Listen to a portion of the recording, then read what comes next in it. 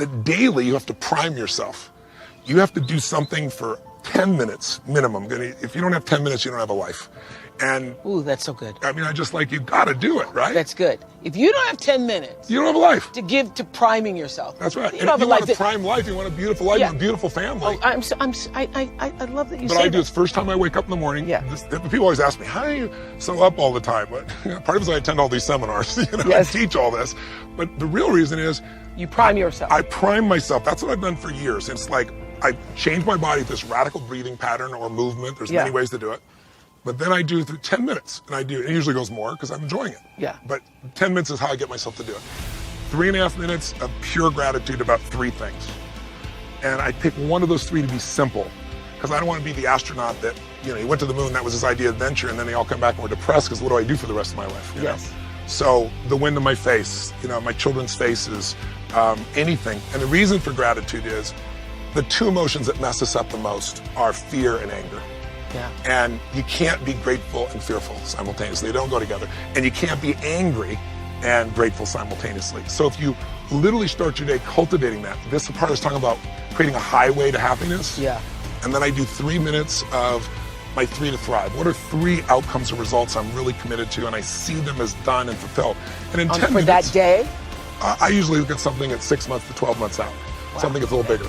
And then what I feel is fulfilled and done, and I get thanks for it.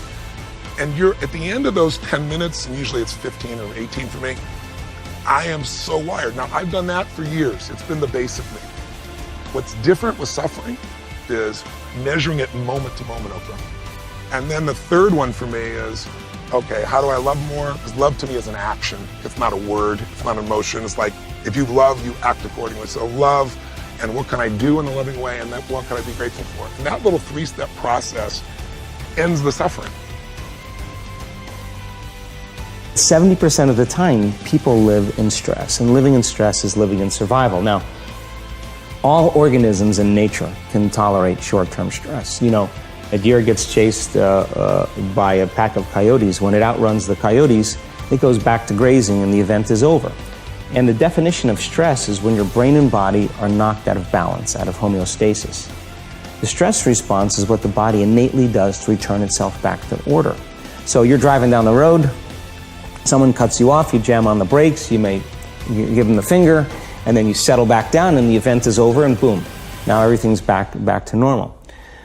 But what if it's not a predator that's waiting for you outside the cave, but what if it's your coworker sitting right next to you, and all day long you're turning on those chemicals because they're pushing all your emotional buttons. When you turn on the stress response and you can't turn it off, now you're headed for disease, because no organism in nature can live in emergency mode for that extended period of time. It's a scientific fact that the hormones of stress downregulate genes and create disease, long-term effects.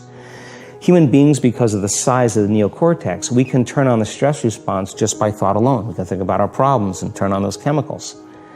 That means then our thoughts could make us sick. So if it's possible that our thoughts could make us sick, is it possible then our thoughts could make us well? And the answer is absolutely yes. All of you have targets, things that you're after. If you're going to get a new result, if you're going to grow your business, if you're going to be able to support your mom, if you're going to get rid of the anxiety, if you're going to be able to overachieve and not have all that fear inside of you, you obviously need to get a new result.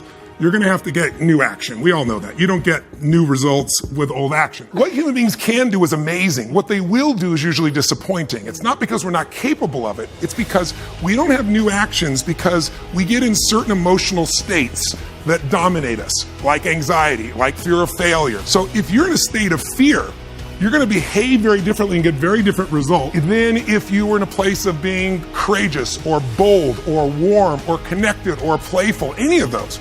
So the most important key to changing your life in any situation is to change results, you got to change behavior. But to change behavior, you got to change the emotional state you're in.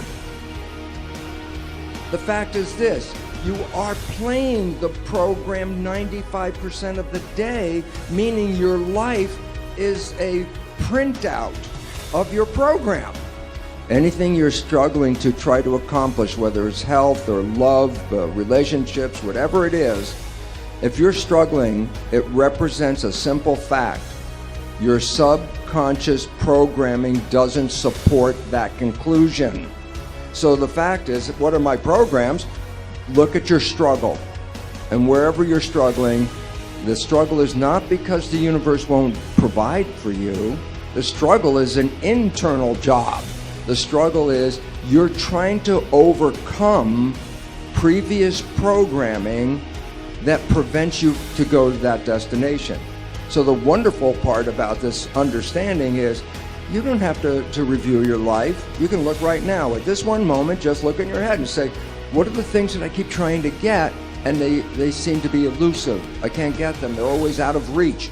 I say, the universe is not holding back. It's your own invisible subconscious behavior. And once you understand where the issues are and you start to really focus on the point that it's not the universe that's providing the trouble, it's myself, you have the first inclination, the first idea, the first understanding of how to change your life, because now you know exactly what issue is confronting you. You can change the programming. You can rewrite your subconscious programs. If you took the wishes and desires of the conscious mind and used that as a program to put the beliefs into the subconscious mind, it's the most exciting and liberating thing you can ever do in your life. You know why? Because once it's in the subconscious program, 95% of the day, without you even thinking about it, your mind will take you to that direction. And that is your freedom.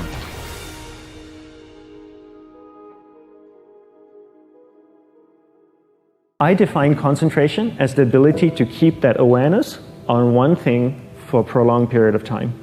So if I can keep my awareness on Eric and not drift away and think about the wedding, or drift away and think about the vacation, or what I'm going to do later, then I'm concentrating on Eric. Every time it drifts away, I bring it back.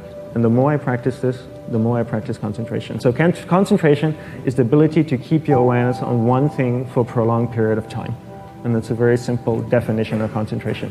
How do you get better at concentration? You practice this. You practice this 24 hours a day, 7 days a week. And it's the only way to get good at it.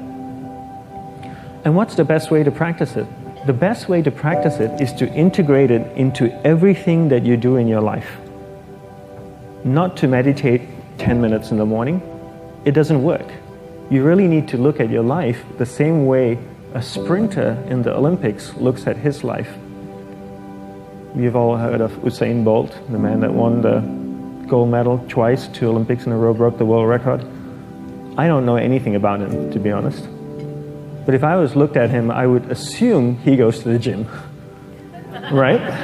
If you look at him, he's pretty ripped. He obviously sprints, he practices running, probably does a lot of long distance, he probably does a lot of stretching as well, I'm sure he gets massages. He looks like he eats the right kind of food, drinks the right amount of water, takes vitamins. His whole day is so disciplined. For what? To prepare him for 9.57 seconds. I think that's what the world record is, right? For 100 meters, 9.5 or 9.57 seconds. His whole day is preparing him for that short time, not the other way around. A lot of people say, you know what, I need to be more concentrated. So you know what, I'm going to meditate in the morning. I'll sit down for 2 minutes. Okay, now I'm Zen master. And the remaining 23 hours and 58 minutes, they just go about being ordinary and crazy. How does that work? How would you change? It's not balanced at all. So if for 23 hours and 58 minutes you were not being concentrated, you allowed your awareness to jump from one thing in your mind to another thing, to another thing, to another thing, to another thing, in an uncontrolled way, what would you be good at? The best way to do it is pick a few opportunities in your everyday life. For example, we all speak with people. When I speak with somebody, I give them my undivided attention. I keep my awareness on them, and the conversation is really brief. Why? Because we're concentrated. We're not being distracted. A 10-minute conversation normally just takes 3 minutes because you're just so focused. And out of a prolonged concentration comes the wonderful power of observation.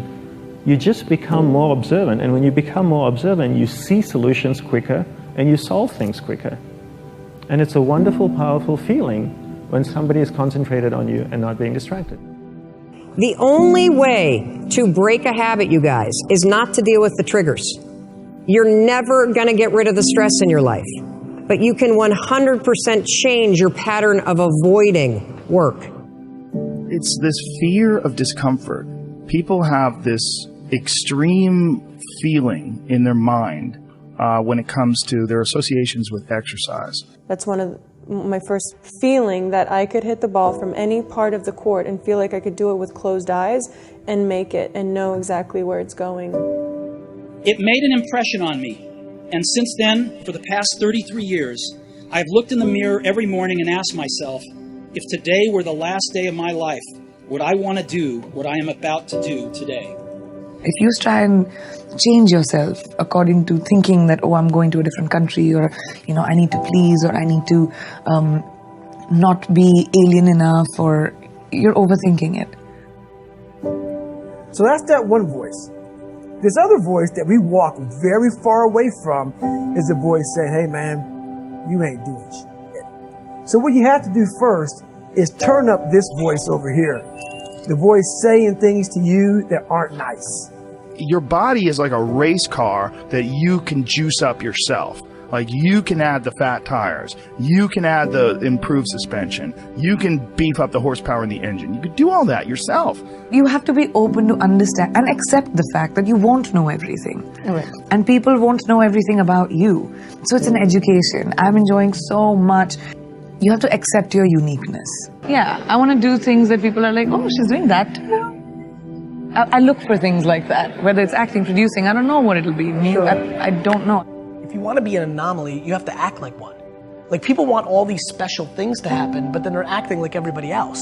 Victory. I wanted to win. Not like beat somebody else.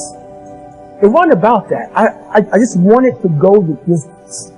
Everything in my life, when something got hard, I quit. It's this whole new perspective on it. And I think the ease of suffering is always in presentness. When you're in presentness, truly locked in presentness, there is no suffering. There can be pain, but no suffering. Suffering is something created by our own minds. We all think our stuff is the best, and I get that. But yeah, that would be my advice, only because that also is liberating. To me, everything's about breathing, right? To me, everything is about take full ownership for everything, and then everything gets easy, because then you're in control. The more I did this, the more I gained confidence. And then the more I gained confidence, the more I realized I was just sacrificing. And then through that, all these different tools started coming up. But I would have never found these tools if I didn't put myself in a very uncomfortable place.